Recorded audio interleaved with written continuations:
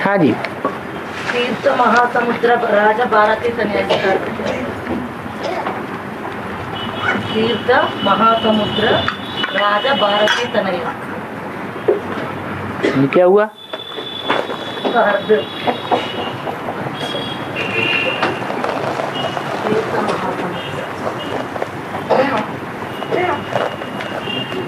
क्या है?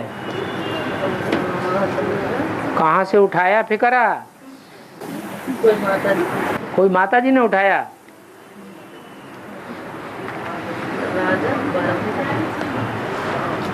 उन माता जी से पूछो। और सागर की मूल्य 60 लाख बोलते हैं। सागर की मूल्य जो है 60 लाख बोलते हैं। सागर की मुरली? सागर की मूल्य 30 लाख।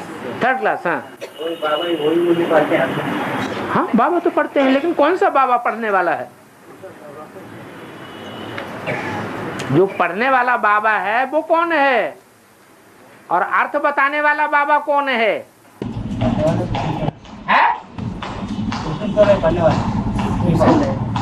सुप्रीम सोल है पढ़ने वाला। बोलो भाई।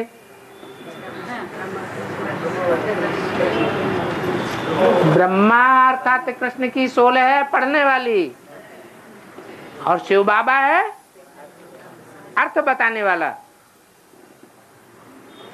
किसके द्वारा अर्थ बताता है? शिव तो बिंदी है। अर्थ किसके द्वारा बताता है? राम वाली आत्मा के द्वारा बताता है। तो कागज की मुरली पढ़ने वाला कौन है?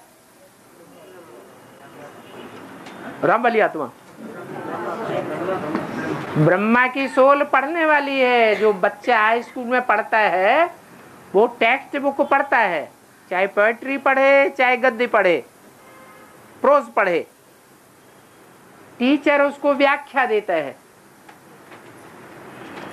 तो ब्रह्मा पढ़ने वाला है, तो ब्रह्मा के परिवार में जितने भी होंगे वो सब पढ़ने वाले होंगे, पढ़ कर के सुनाने वाले होंगे कि डायरेक्ट सुनने वाले होंगे? है? उसके परिवार में जितने भी होंगे कौन होंगे? ब्रह्मा कुमार और ब्रह्मा कुमारी, वो सब कागज की मुरली पढ़ने वाले होंगे। और हम बच्चे हैं? हम ब्रह्मा के द्वारा जो कागज की मुरली पढ़ते हैं उस पर हमारा ध्यान जाता है, या उस मुरली का जो गहरा अर्थ निकलता है उस पर हमारा ध्यान जाता है? अर्थ बताने वाला कौन है? शिव बाबा। वहां बीके में तो अर्थ बताने वाला नहीं है।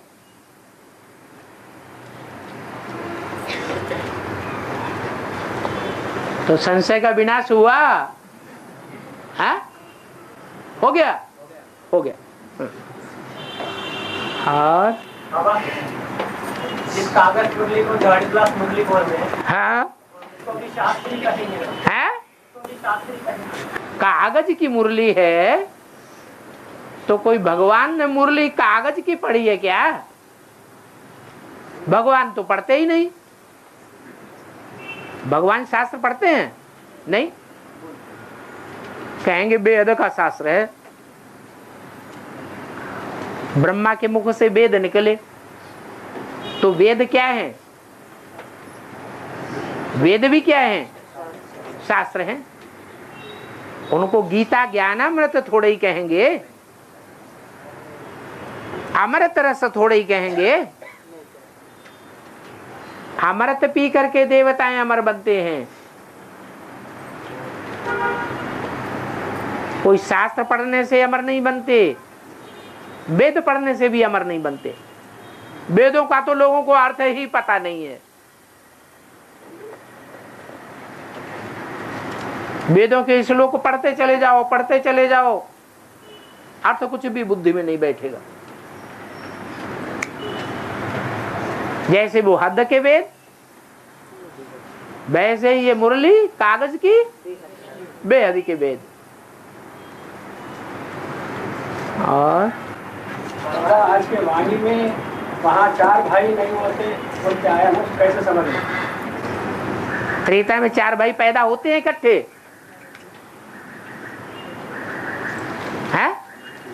वहां तो होते ही नहीं। वहां तो पत्नियां भी नहीं होती 3-3। बात कहाँ की है? संगम युग की बात है। संगम युग में दशरथ हैं, रथ माने शरीर, 10 धर्मों का फाउंडेशन लगाने वाले। उनकी पालना में दूसरा जन्म लेकर के राम वाली आत्मा पलती है बीके में। सिर्फ राम वाली आत्मा ही पलती है या उनके 3 भाई भी पलते हैं? हैं? वो भी पलते हैं। और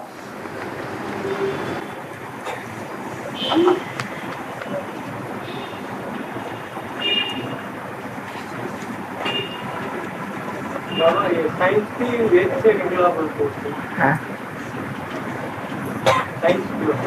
साइंस वेद से आया बोलते। साइंस माने विज्ञान, वो होता है हद का विज्ञान। यहाँ है बेहद का विज्ञान। वो हद का विज्ञान है, वो हद के वेद शास्त्रों से निकला। उन्होंने पढ़ लिया, बुद्धि में बैठ गया कि महाभारत लड़ाई हुई थी बहुत पहले, 5000 साल पहले, तो मिसाइल से निकले थे, मूसल निकले थे, अग्नेयास्त्र निकले थे। तो मनुष्य ने क्या बना लिए? आग उगलने वाले अग्नेयास्त्र बना लिए, एटम बम बना लिए। तो ओरिजिन कहां से हुआ? हद के शास्त्रों से ओरिजिन हुआ, इन बमबादी का। और हमारा हद का शास्त्र है या बेहद का है? हमारा बेहद का शास्त्र है मुरली। हमारा विज्ञान भी बेहद का है। भी माने विशेष, ऐसा विशेष ज्ञान जिसमें मुख से बोल बोल करने की दरकार ही नहीं रहेगी। संकल्प किया और काम संपन्न हुआ, उसको कहेंगे विज्ञान। हमारे बेहद के साइंस के मुकाबले तो ये हद की साइंस कुछ भी नहीं है। ये हद की साइंस तो सिर्फ पुरानी दुनिया का विनाश कर सकेगी।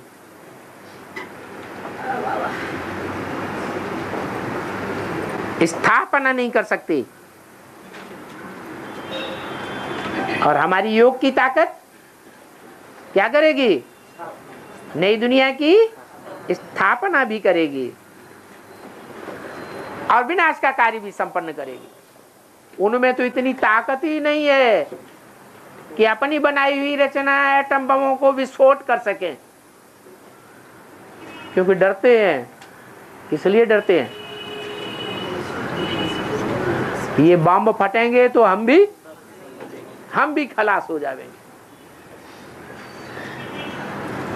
वो तो जानते ही नहीं कि आत्मा कभी मरती नहीं, आत्मा के भी खलास होती नहीं, तो उन्हें डर रहता है। और हमको डर है? हमको तो डर ही नहीं। हम तो जानते हैं हम कौन है। हम तो अविनाशी आत्मा है। आत्मा तो कभी खलास होती ही नहीं। और बाबा बाबा कह रहे हैं रावण इस समय 500 करोड़ का बाप है, तो ये बात सूर्यवंशियों के लिए क्यों लागू होगी? क्यों नहीं लागू होगी? सबके लिए लागू होती है। सूर्यवंशियों के लिए कैसे? सूर्यवंशी सूर्य के बच्चे बने अभी 100% बच्चे बन गए। 100% बच्चे बने तो प्रत्यक्षता हो जाए।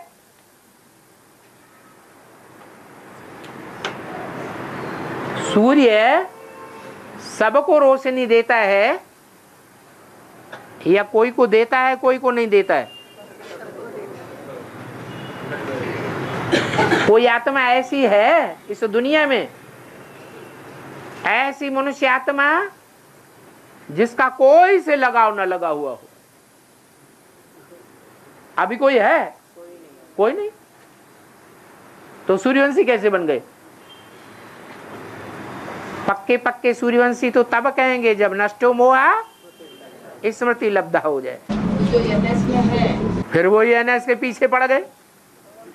ये फाउंडेशन लग रहा है, ये कोई नई दुनिया नहीं बन गई।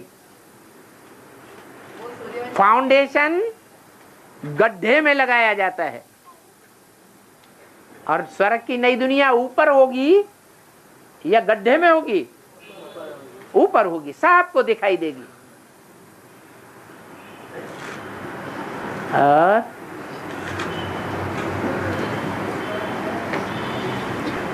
बाबा घर में पति रोज अमृत वेला नींद में रहते हैं, इसका कारण क्या है?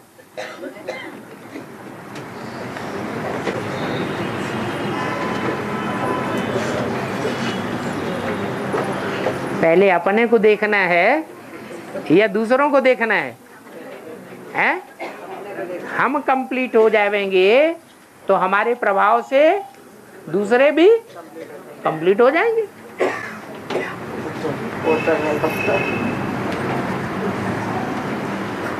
और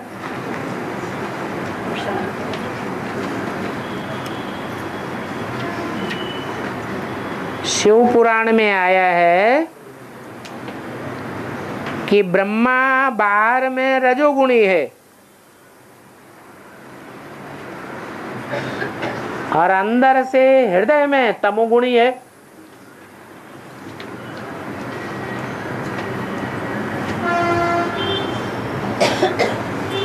तो अंदर बाहर एक है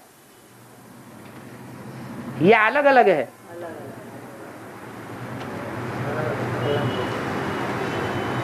अलग अलग है।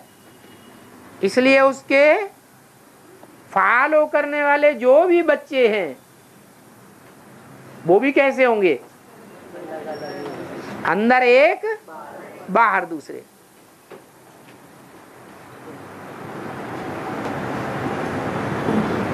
और वाणी में बोला है जो अंदर एक और बाहर दूसरा है ऐसा मेरे नजदीक नहीं आ सकता।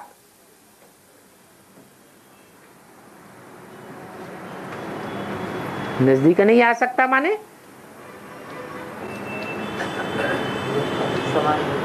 ब्रह्मा नजदीक नहीं आता है? है? आ सकता है? आता है। नजदीक आने का मतलब है कि मेरा जो पार्ट है साकार पार्टधारी वो संगम में पार्ट विशेष बजाता है और ब्रह्मा की सोल कहाँ पार्ट बजाएगी? सत्युग में पार्ट बजाए। तो नजदीक हुआ या दूर हुआ?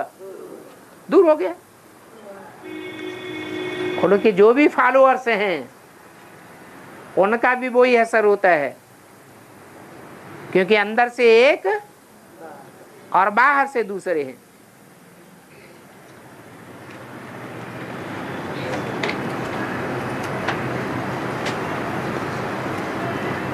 बाबा ज्ञान में आने के बाद भी जो झूठ बोलते हैं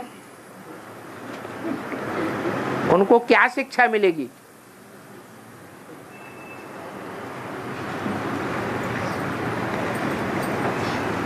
झूठ खंड की दुनिया में जाएंगे या सचखंड की दुनिया में जाएंगे? झूठ खंड की दुनिया में जाएंगे। और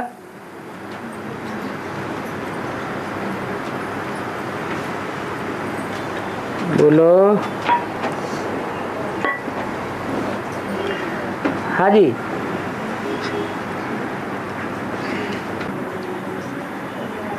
बाबा, जगत पिता और जगदम्बा हर धर्म में जाते हैं राजा ही नहीं, माना वो धर्म शुरू होने के बाद कितने साल बाद है?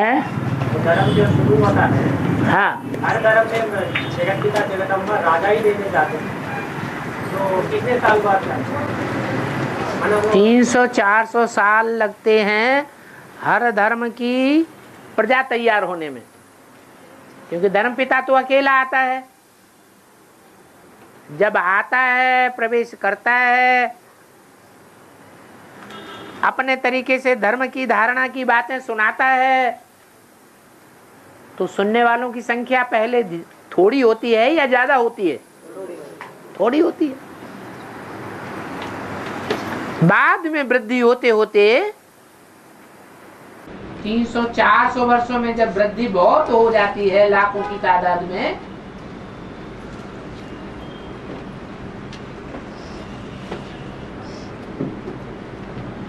तब आकर के उनकी राजा स्थापन होती है। और वो तो राजयोग सीखते ही नहीं, सीखते हैं नहीं, तो राजा कैसे स्थापन होगी?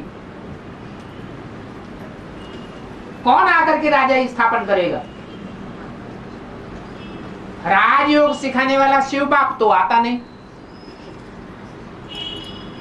द्वापर कलयुग में शिव बाप आते हैं क्या? नहीं आता। राजा कैसे स्थापन होगी? कौन राजा स्थापन करेगा? संगम में जो सीखा होगा राजयोग। तो संगम युग में बाप ने जब आकर के राजयोग सिखाया, तो आप समान भी किसी को बनाया।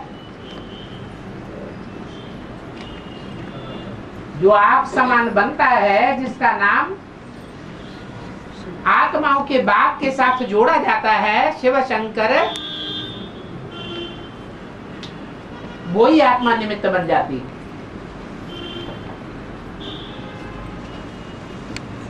सब धर्मों में राजाई देने के लिए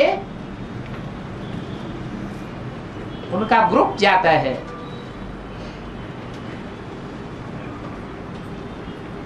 राजाई की स्थापना करके वापस लौट आते हैं।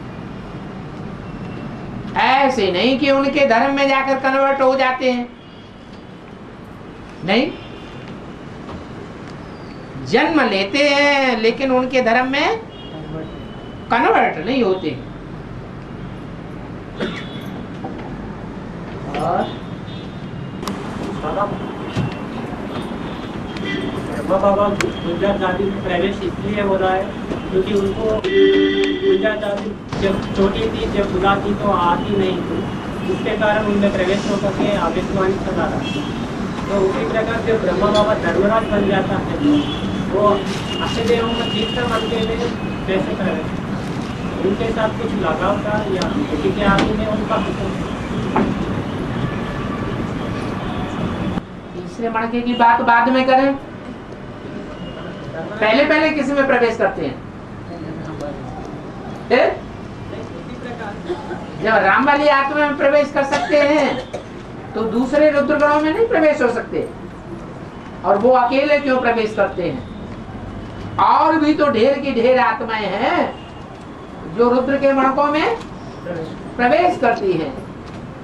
रुद्राक्ष में अनेक अनेक मुख दिखाए जाते हैं, तो अकेला ब्रह्मा की सोल थोड़े ही प्रवेश करती है, और धर्म की आत्माएं भी प्रवेश कर जाती हैं। और ब्रह्मा बाबा को जिन बच्चों ने दुख दिया उन सबसे हिसाब किताब शुद्ध करने के लिए उनको धर्मराज पाठ बजाना पड़ता है। अपने तीसरा मन का उनको किसने दुख दिया, इसलिए उनका चोला आधार लेना पड़ता है। क्या आश्चर्यों में जो तीसरा मंत्र है, सजा देना अलग बात है, प्रवेश करना अलग बात है। मतलब शरीर और प्रवेश करके ही कोई काम नहीं किया जाता है। कोई जरूरी नहीं कि कोई काम करने के लिए प्रवेश करे तभी ही काम करे, वैसे सहयोगी नहीं बन सकता। मतलब बिना शरीर का आत्मा कुछ नहीं कर सकता। बिना शरीर की आत्मा कुछ नहीं, आत्मा है ना उसके अंदर अपनी। अपनी आत्मा है, उनका शरीर कितना निमित्त बन रहा है, उनका शरीर कितना निमित्त बन रहा है। इनका शरीर तीसरा मंत्र जो है, हाँ धर्मराज शरीर के रूप में, हाँ, उनका भी हिसाब किताब होगा ना। किससे और आत्मा से हिसाब किताब नहीं होगा तो जन्म जन्मांतर के 84 जन्मों का हिसाब किताब कैसे बनेगा? हिसाब किताब तो सभी का सभी से होता है, कोई से होता है कोई से नहीं होता है। ये कोई जरूरी थोड़े ही कि ब्रह्मा की सोल प्रवेश करेगी तभी वो आत्मा उसका कार्य करेगी, वैसे सहयोगी नहीं बन सकती।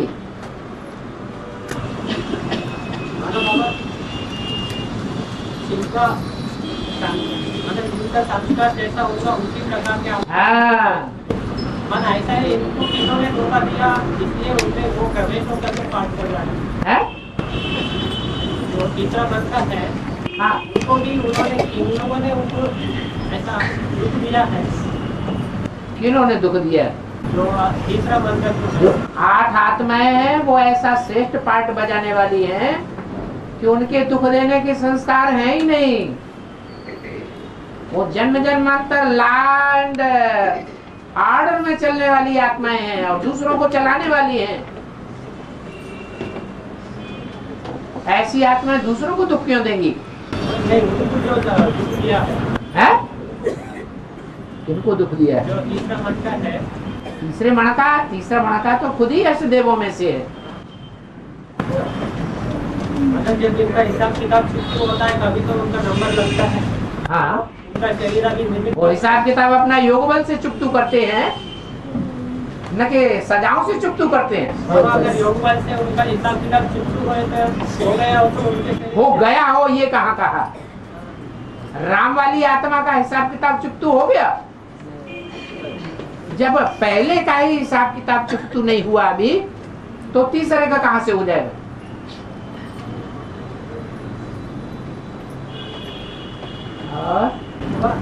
तो उनका पद कम नहीं होगा जब उनके शरीर तो पद कम हो गया ना, तीसरा नंबर हो गया।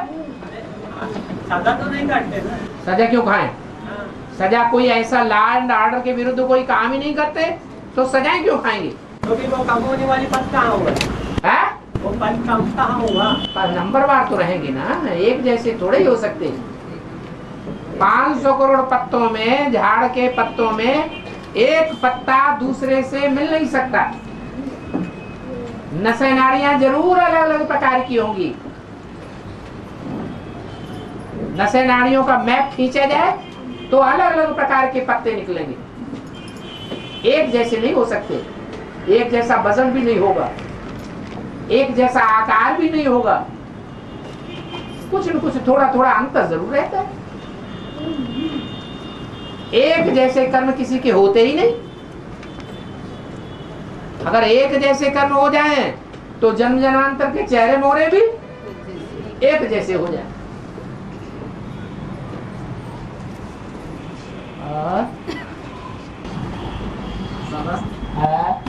जहाँ हमारा मन होगा, जहाँ हमारा धन होगा वहीं हमारा मन होगा। पर मन की स्थिति अलग है, मन की स्थिति बदलता रहता है। हाँ और एक समय एक ही स्थिति में नहीं रहता है। हाँ, जहाँ हमारा मन होगा ये नहीं है, जहाँ हमारा तन और धन होगा वहाँ हमारा मन होगा।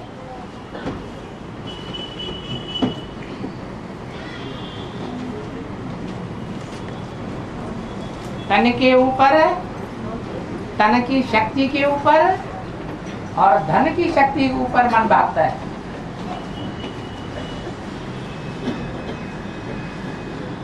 और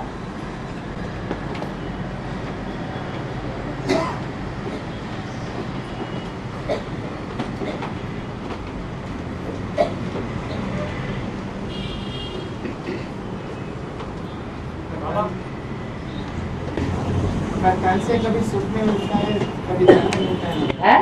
तन से जब सुख मिलता है, हाँ मन तन की तरफ बढ़ता है। हाँ और जब दुख मिलता है तब रुकता है मन। हाँ मन जब शरीर से दुख महसूस होता है, हाँ। रुक जाता है। जब किसी से दुख मिलता है तो मन मुड़ेगा या नहीं मुड़ेगा?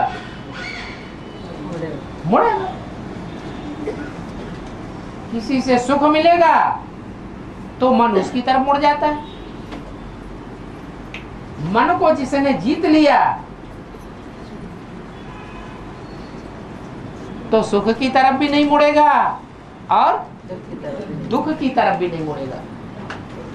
मन को वही मोड़ सकता है जिसके अंदर पूरा ज्ञान हुआ हो।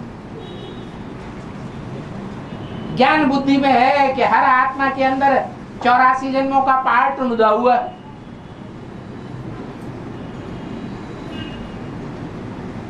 कोई के अंदर पार्ट नुदा हुआ है मेरे से प्यार करने का, और जन्म जन्मांतर प्यार करने का पार्ट नुदा हुआ है।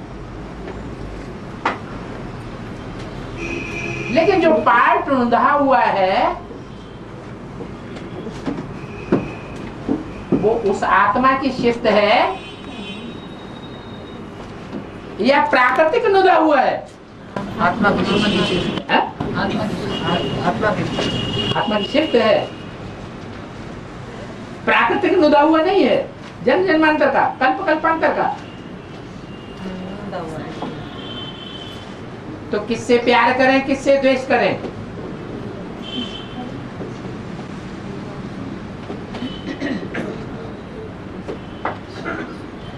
ये सारा ही ड्रामा और ड्रामाबाजी हर आत्मा में अपनी अपनी भरी हुई है। उस ड्रामाबाजी से हर आत्मा बंधी हुई है। तो किसी का दोष है? न किसी का दोष है और न किसी की खासियत है।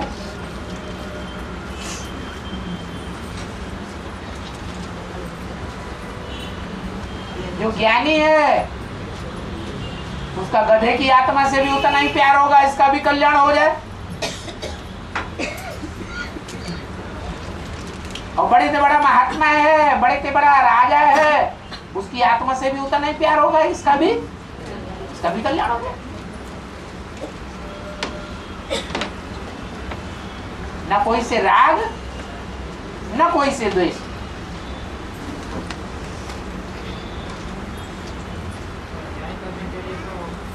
न्याय करने के लिए तो शिक्षा देना पड़ता है। न्याय करने के लिए कौन करता है न्याय? जो भी गलत करता है। न्याय करता कौन है दुनिया में? दुनिया में ऐसा कोई है जो न्याय करता है? कोई करता है न्याय? सिवाय परमपिता परमात्मा के इस दुनिया में आकर न्याय कोई करता ही नहीं है। सबने अन्याय किया है, तब ही तो परमात्मा को आना पड़ता है। बाबा इस रूप में न्याय करता है वो तो धर्मराज का पाठ तो बचा है। बिल्कुल धर्मराज का पाठ तो नहीं बचा। बिल्कुल धर्मराज का पाठ क्यों नहीं है? एक्चुअली में कहा है ऐसी दुनिया की कोई बात नहीं जो तेरे ऊपर लागू ना होती हो। उसके अंदर धर्मराज का पाठ भी नुदा हुआ है। उसके अंदर नहीं होगा तो अलग से धर्मराज भी नहीं हो सकता।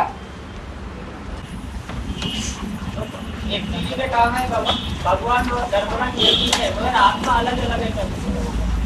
भगवान तो बिंदी को कहा जाता है, निराकार को कहा जाता है, लेकिन वो इस सृष्टि पर जब तक साकार न हो तो उसको भगवान मानेगा कौन? तो जिसके द्वारा साकार होता है वही भगवान का समझने और समझाने योग्य स्वरूप है, भाग्यवान रूप है।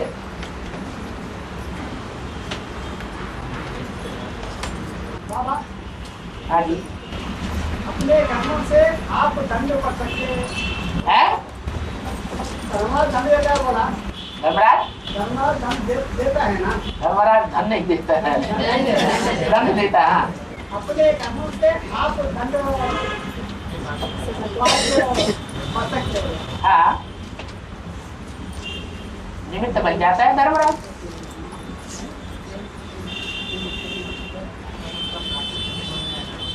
और बाबा एक पीढ़ी में कहा है जो सजा देते हैं वो भी सजा खाते हैं, इस इनके लिए है जो सजा देते हैं हाँ, वो भी सजा खाते हैं। ऐसा कोई सीढ़ी में नहीं कहा। जो सजा देता है धर्मराज भी सजा खाता है। फिर वो देवता किस बात का, अष्टदेव किस बात का जो सजा खाए? वो सीढ़ी में एक सीढ़ी में है। फिर तो इस सीढ़ी में वो सीढ़ी लाके सुनाना यहाँ, अगली बार में लाना हो सीढ़ी सुनाना।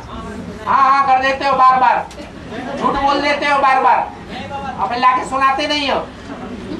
अरे ये साबित ही नहीं हो सकता है ये बात कि एक मुरली में दो दो बातें आए, एक दूसरे को क्रॉस करने वाली। आया आया भगवान भी झूठ बोलता है, कभी एक बात बोलता है कभी दूसरी बात बोलता है। एक मुरली में आया है, अरे मुरली में बोल दिया 8 देव हैं, 8 देवताएं हैं, उनमें धर्मराज भी एक देवता है। वो 8 देवताएं सजाएं नहीं खाते हैं, तो धर्मराज सजा देने वाला है तो सजा खाता भी होगा। ये कोई बात हुई है? समझ में? हाँ, उनको कलेक्ट करने में, महावाक्य को कलेक्ट करने में भूल हो। हाँ बाबा के घर जाए, हाँ? बाबा के घर जाकर फिर बाबा के घर जाए फिर आकर राजभाग लेना है, ऐसे बोला। बाबा के घर जाए फिर आकर राजभाग लेना है। राजभाग लेना है। तो फिर जब आत्मा अभिमान छोड़ देती है तो राजभाग लेने की क्या आवश्यकता पड़ती है? मन छोड़ देती है। आत्मा देव पुरुषार्थी जीवन में आत्मा का जो कनेक्शन है वो अनेक जन्मों से है या इसी जन्म से है। तो शूटिंग पीरियड में आत्मा जो संकल्प करेगी अनेक जन्मों की प्राप्ति के लिए, वो आगे के भविष्य जन्मों में प्राप्त करेगी या इसी जन्म में प्राप्त करेगी। बस रिजल्ट तो इधर ही आएगा। इधर कैसे रिजल्ट आएगा? इधर तो इधर शूटिंग का रिजल्ट आएगा। शूटिंग पीरियड में वो वैसा ही कार्य करेगी जैसा ब्रॉड ड्रामा में कार्य किया है।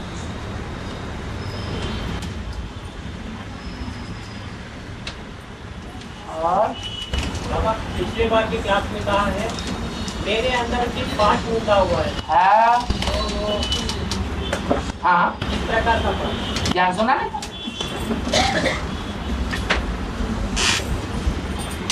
सच के आज मैं थी कि ये रहस्य को सुनाने का।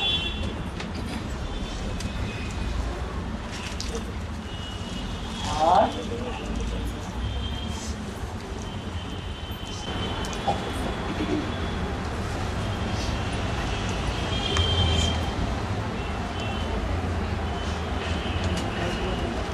धर्म अर्थ काम मोक्ष, इनका बेहद का अर्थ क्या है? धर्म माने धारण,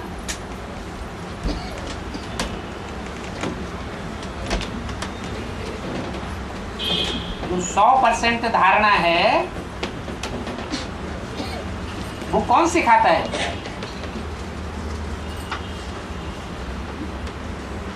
सिवाय एक परमपिता परमात्मा के कोई असली धर्म स्थापन करता ही नहीं। सब धर्म कोई नहीं स्थापन करता। तो सब धर्म हम प्राप्त करें, सत्य धर्म है ही आत्म की स्थिति में स्थित हो जाना। यही सत्य धर्म है, ये हमें प्राप्त हो जाए, धर्मों की प्राप्ति हो गई। अर्थ, अर्थ कहते हैं धन संपत्ति को। बाबा जो हमको ज्ञान देते हैं, ज्ञान रतन देते हैं, उनके लिए बताते हैं ये ज्ञान रतन ही तुम्हारे सच्चे रतन बन जाएंगे, स्थूल रतन बन जाएंगे।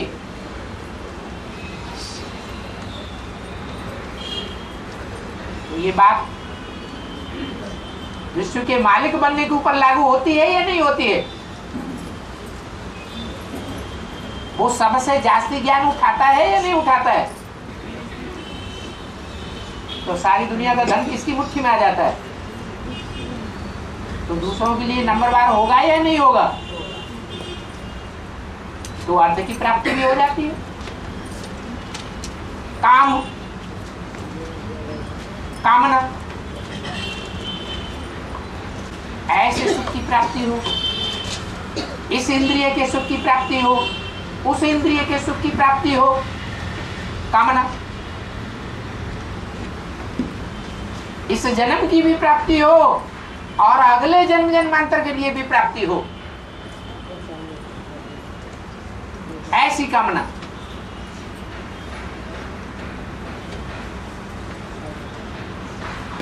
तो कामना की भी पूर्ति होती है या नहीं होती है? वो भी हो जाती है। मोक्ष, मुक्ति, इस दुनिया के दुख दर्दों से मुक्ति हो जाए,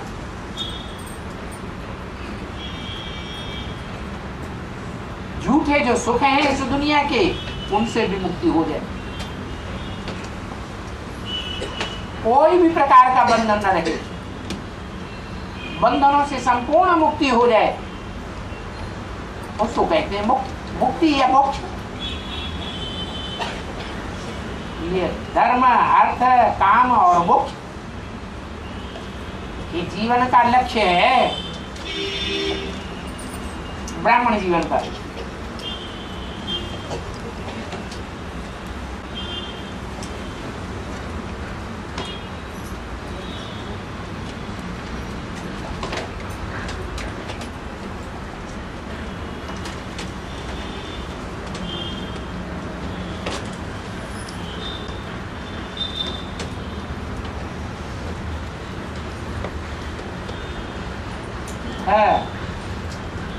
शिव पुराण में है विष्णु 12 में सतुगुणी है,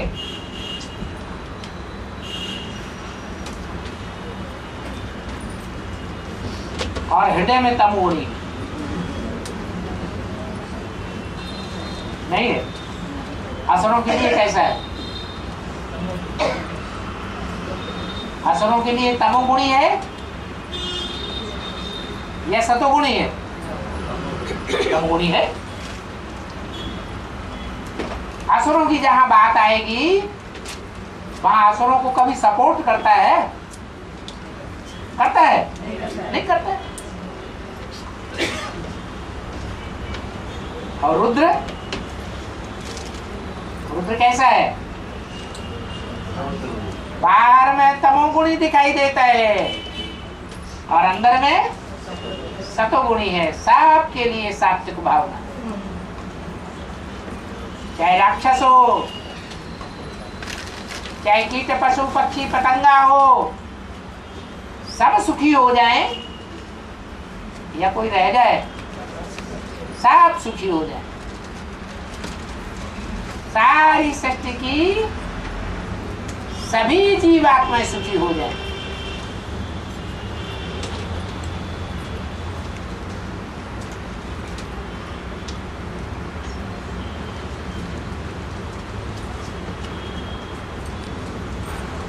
प्रजापिता और शंकर एक ही व्यक्तित्व है। पिता किसे कहा जाता है?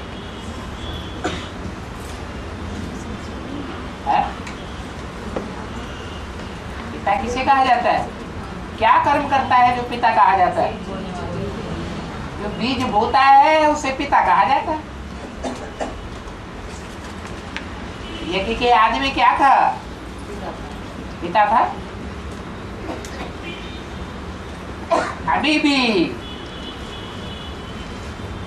जो ज्ञान का बीज बोता है, बाप की पहचान देता है, बाप की पहचान बाप के सिवाय वो दे नहीं सकता। तो ज्ञान का बीज डाला ना, हर एक में पड़ता है कि कोई ब्राह्मण में पड़ता है, कोई में नहीं पड़ता है। हर एक ब्राह्मण में पड़ता है। तो हर एक ब्राह्मण का प्रजापिता हुआ। ज्ञान का बीज डालने वाला पिता है। और फिर अंत में जब बच्चे होशियार हो जाएं, समझदार हो जाएं, तो उन बच्चों को वर्षा देने का काम बाप का है।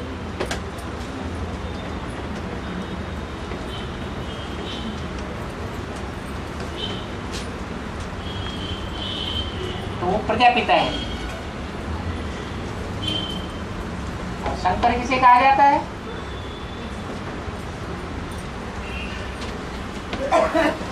शंकर कहा जाता है मिक्स को। इसमें राम वाली आत्मा भी कार्य करती है, कृष्ण वाली आत्मा भी काम करती है, और शिव की आत्मा भी काम करती है। एक ही व्यक्तित्व में तीनों आत्माएं काम करती हैं, तो शंकर है। जब बाप की प्रत्यक्षता हो जाएगी तो तीनों आत्माएं रहेंगी। शिव तो आप समान बना के चला जाएगा, तो शंकर नहीं कहेंगे। फिर 500 करोड़ आत्माओं का भला करने वाला, जन्म देने वाला रहेगा या नहीं रहेगा? रहेगा। जब तक 500 करोड़ के अंदर ज्ञान का बीज नहीं पड़ा है, बाप की पहचान नहीं हुई है, तब तक बाप का पार्ट खलास नहीं हो सकता। प्रजापिता है, शंकर का पार्ट अलग है। इसलिए मुरली बोला सीधा सीधा नहीं समझाना चाहिए, ब्रह्मा द्वारा स्थापना, विष्णु द्वारा पालना, शंकर द्वारा विनाश, क्योंकि ये क्रम है ही नहीं। क्रम क्या है? पहले ब्रह्मा द्वारा स्थापना, फिर शंकर द्वारा पुरानी ब्राह्मण सृष्टि का विनाश, फिर नई सृष्टि विष्णु द्वारा पालना। तो शंकर अलग है और प्रजापिता अलग है।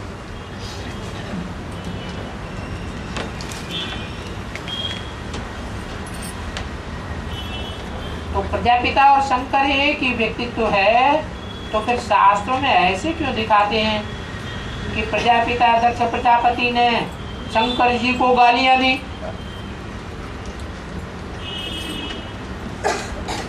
शंकर जी को गालियां दी या शिव को गालियां दी? भगवान को गाली दी, खुद को भगवान समझ बैठा जब तमो प्रधान बना, या शंकर को गाली दी? खुद को भगवान समझ बैठा तो शिव को गाली दी।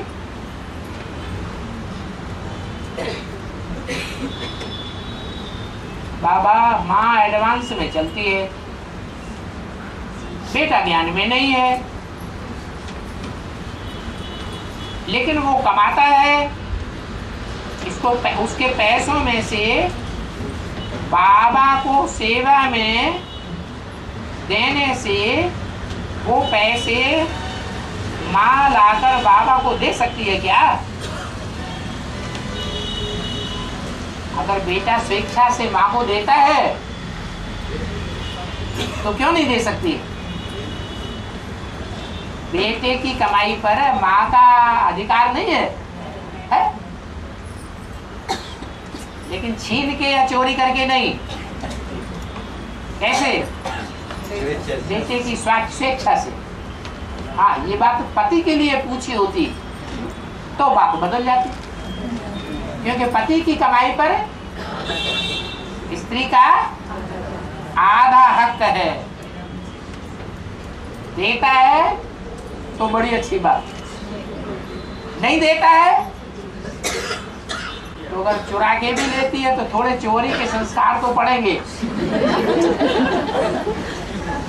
लेकिन पाप उसके ऊपर अपने हिस्से की कमाई का लेने का पाप नहीं चढ़ेगा, क्योंकि आधा उसका हिस्सा है ही।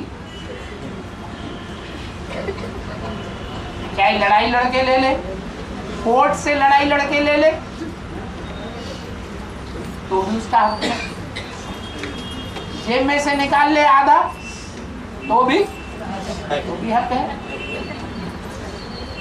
और मांग के ले ले और वो नहीं दे तो भी हक है या नहीं है? हक तो है। गाँव में ऐसा व्यवस्था है वीडियो आई है कि मांगना पड़ता है, छुपा के अंदर देना पड़ता है। ड्रामा में ऐसी व्यवस्था ड्रामा में बनी हुई है। बनी हुई है ना, ड्रामा के लिए क्यों क्या कैसे किया जा सकता है? स्वेच्छा से ड्रामा के लिए क्यों क्या कैसे नहीं कर सकते? ड्रामा जो बना हुआ है कल्याणकारी है या अकल्याणकारी है? अरे पिछले जन्म में पति माँ की पत्नी बनी होगी कि नहीं बनी होगी? बनी होगी कि नहीं बनी होगी? बनी होगी। तो जब बनी होगी तो पत्नी सत्संग में जा रही होगी, उसका पति जो पत्नी बना था वो सत्संग में जा रही होगी और उसने ना कर दिया, नहीं देंगे, तो हिसाब किताब पूरा होगा कि नहीं होगा? यहाँ क्यों का जवाब ये है। तो पूर्व जन्म को क्यों भूल जाते हो? ड्रामानुसार हम उसको मान लेना चाहिए। अपने ऊपर पहले पूछो, हम पूर्व जन्म को क्यों भूल जाते हैं? याद क्यों नहीं रहता है? दूसरों को याद रहता है और हमको क्यों नहीं याद रहता है? ये माता कहती क्रिश्चियन धर्म का होगा, क्रिश्चियन लोग नहीं मानते हैं पुनर्जन्म को।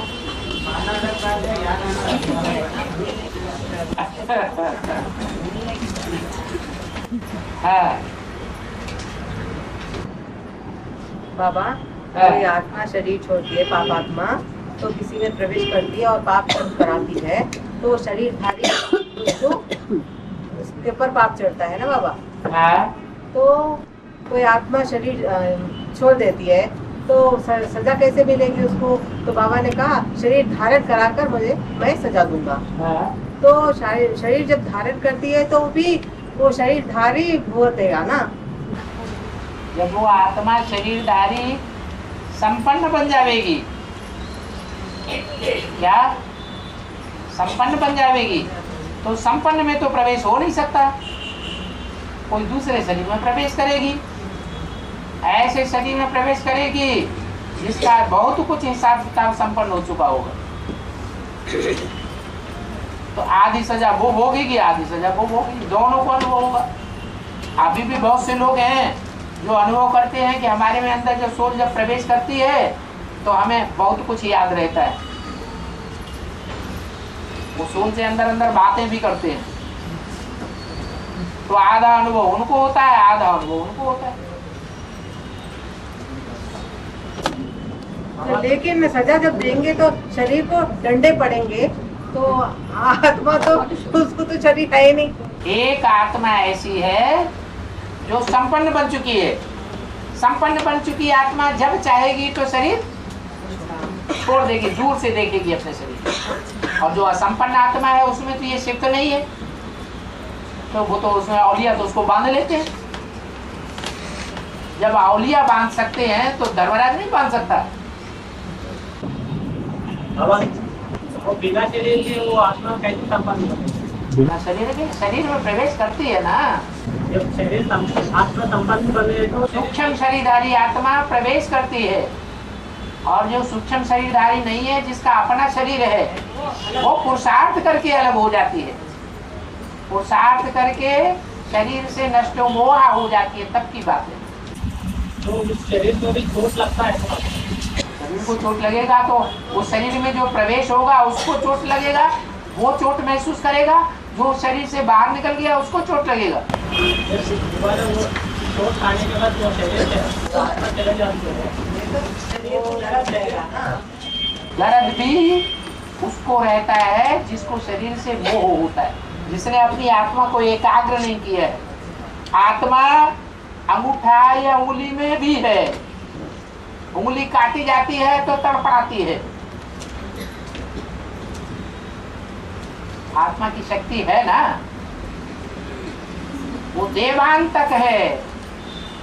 आत्मा में देवान भरा हुआ है, एकाग्र नहीं है। जब आत्मा संपूर्ण एकाग्र हो जाएगी तो शरीर से शक्ति खींच करके बिंदु में आ जाएगी, नेत्रों में पावर आ जाएगी, या शरीर के अंदर रहेगी, नेत्रों में आ जाएगी। बुद्धा गामी में ब्रह्मा बाबा प्रवेश करते हैं, फिर चले जाते हैं, तो शरीर को बहुत दर्द होता है कहते हैं। हाँ तो वो आत्माभिमानी नहीं है। गुलजार दादी आत्माभिमानी। नहीं मतलब निराकार स्टेज पर तो रहेगी ना जब जब प्रवेश करते हैं तब रहते हैं निराकारी स्टेज में, वो उनकी आत्मा रहती है, इसको तो दबा के रखते हैं। बाबा ये मुरली के पॉइंट है, हड्डी हड्डी तोड़ दूंगा। हाँ जो आत्मा संपन्न होती है उसको शरीर के लिए थोड़ी देर के लिए बाहर चले गए, हाँ। शरीर से हड्डी हड्डी तोड़ दिया, फिर ये आत्मा नहीं छोड़ती, वो प्रवेश तो ये डरकारी नहीं छोड़ देगी, और तुम हड्डी हड्डी तोड़वाते रहो, अब ये शरीर तुम्हारा है। नहीं बाबा, इसी शरीर से स्वर्ग में जाने का है। वो दूसरे एटम बम फोड़ने वालों में प्रवेश करके काम करती रहेगी, कोई में भी प्रवेश करके कार्य करेगी। इसी शरीर मतलब अपने शरीर से स्वर्ग में जाने का लक्ष्य वो है। अपना शरीर रहे ही नहीं उसका, वो 5 तत्वों का शरीर हो गया। अपना शरीर तो उनका होता है जिनको लगाव होता है, लगाव है तो अपना शरीर है, जब लगाव ही नहीं तो पराया है, प्रकृति का है, ना मेरा है ना मेरे बाप का है।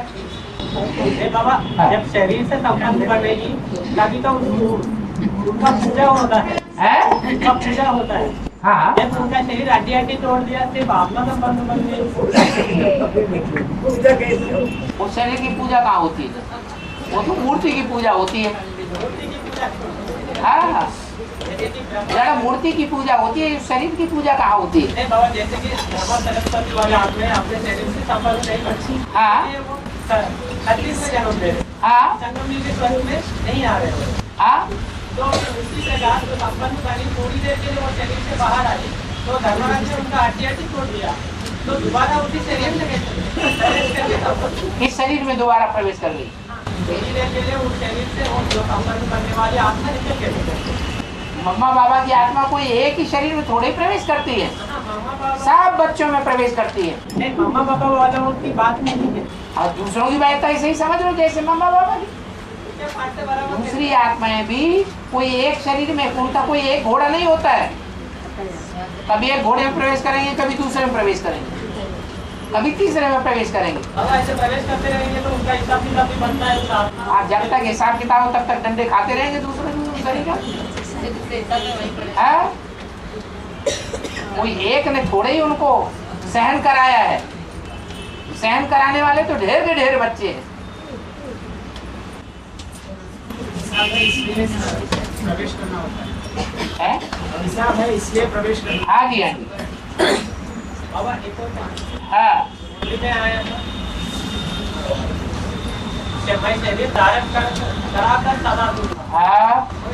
वो जो बाजू बाबा ने वो पॉइंट शरीर धारण करा के सजा दूंगा, ये उनके लिए है जिन्होंने सूक्ष्म शरीर धारण कर लिया है। हाँ मगर शिव बाबा तो वो बात नहीं बता रहा है। अरे तो कहना है तो जैसे कि ब्रह्मा द्वारा, जैसे शंकर द्वारा लीला होते हैं ना, ब्रह्मा बाबा इंटरफियर करके बोलता है या नहीं बोलता है? तो वो ही बोलता है। मैंने ऐसे ही कह सकते हैं ना, धर्मराज शरीर धारण कराकर सजा देगा, हाँ, जो औलिया होते हैं, ऐसे कह सकते हैं। जो औलिया होते हैं, भूत प्रेत निकालने वाले, उस शरीर के अंदर सूक्ष्म शरीरधारी प्रेत को, भूत को बांध लेते हैं कि नहीं बांध लेते? बांध लेते हैं, फिर उनकी पिटाई करते हैं। ऐसे नहीं पिटाई करते समय वो डंडा लगा और ऊपर बढ़ा भाग गई। तो वो जब बांध सकते हैं तो पावरफुल आत्माओं को नहीं बांध सकते।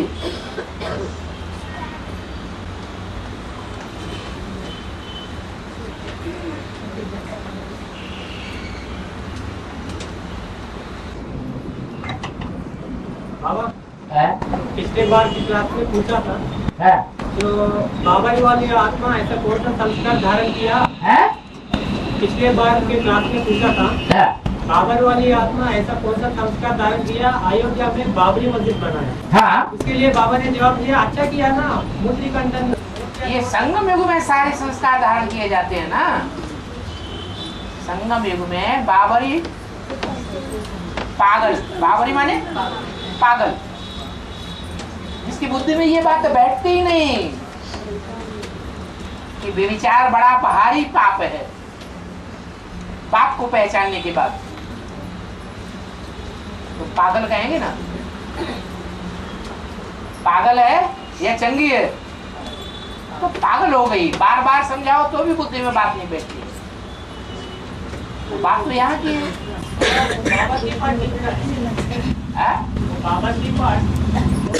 बाबा का पार्ट किसका है? जो बाबा रहा है उसी का पार्ट है। क्योंकि बाबा वो तो यहाँ शूटिंग के लिए हमेशा याद में रहता है। कोई बात हमेशा याद में रहता है। तुम क्या उसके अंदर घुसे हुए हो कि हमेशा याद रहता है? बाबा जैसे कि शंकर भक्ति मार्ग में दिखाया, शंकर भक्ति मार्ग में जो शंकर दिखाया है संपूर्णता की यादगार है। जो चित्र दिखाया है, जो चित्र बना हुआ है भक्ति मार्ग में, वो संपूर्ण स्वरूप के चित्र बने हैं। ये अधूरे पुरुषार्थ के चित्र बने हुए हैं। आधा ज्ञान रहता है तुम्हारी बुद्धि में, आधा भूल जाता है। और तो पिछले बार ऐसे कहा है, पिछली बार ऐसा कहा है, अगली बार ऐसा कहा है। मूर्तियों को तोड़ दिया, देखो अच्छा किया ना, दीवार के सामने माथा टेको, ऐसा अच्छा ही किया। दीवार के सामने माथा देखते हैं ना। हाँ हाँ मुसलमान, हाँ तो अच्छा कैसे, अच्छा करते हैं। अच्छा कैसे? माना बुत मूर्तियों को बनाते हैं, उनकी पूजा करते हैं। तो दीवारों की पूजा कर लो तो अंतर क्या पड़ा? बात एक ही हो गई या अलग अलग है? एक ही बात हो गई।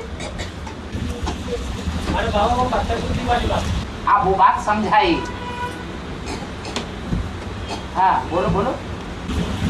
अच्छा कैसे, यही तो बताया, ये समझाने की बात हुई। जो अंधश्रद्धालु हिंदू हैं उनको समझाने की बात हुई कि पत्थर की मूर्तियों की पूजा करो, इससे तो अच्छा दीवार के सामने बैठ जाओ। पत्थर की मूर्तियां वो भी जो उनसे रिजल्ट निकलता है वही दीवार से भी रिजल्ट निकलेगा। एक समझाने के लिए दीवार रखी गई है सामने।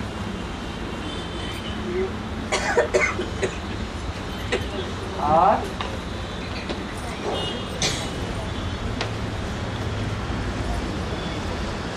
राम सीता को भी पहले इन लक्ष्मी नारायण का दास दासी बनना पड़े, क्योंकि वे फुल पास हुए और वे फेल हुए। तो बाबा कौन से राम सीता और कौन से लक्ष्मी नारायण की बात है? सत्युग की लक्ष्मी नारायण की बात है। और जो सत्युग में लक्ष्मी नारायण बनेंगे उनको जन्म देने वाले माँ बाप उनके दास दासी हो गए। जन्म देने वाले कौन आत्माएं होंगी? राम सीता वाली आत्मा होंगी।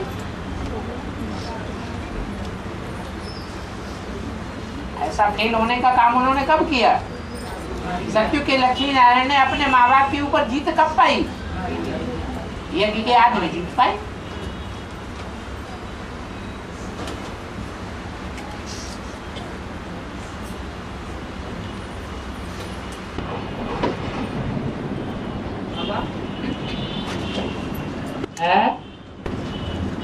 पांच विकारों में से हाँ। अहंकारियों को बाबा माफ नहीं करते, बाकी चार विकारों को माफ कर देते हैं। जो विदेशी कहेंगे उनको या स्वदेशी कहेंगे? माफ कर, विकारियों को तो विदेशी कहा जाता है। माफ कर दिया ना उनको, बाकी के चार विकारों को। वो ठेठ विदेशी हैं, उनको माफ नहीं किया, उनको कोई वर्षा भी नहीं मिलता। इसलिए भारतवासियों को बाप से वर्षा मिलता है। कोई कम भारतवासी हैं, कोई ज्यादा भारतवासी, कोई 100% भारतवासी हैं, कोई परसेंटेज में भारतवासी, कोई आत्माएं द्वापर के आदि से ही कन्वर्ट हो जाती हैं। भले सतयुग त्रेता में देवता बन के रहे, कोई कलयुग के अंत में जाकर के कन्वर्ट होते हैं। महर्षि दयानंद आए, आर्य समाज की स्थापना की, उस समय कन्वर्ट हुए।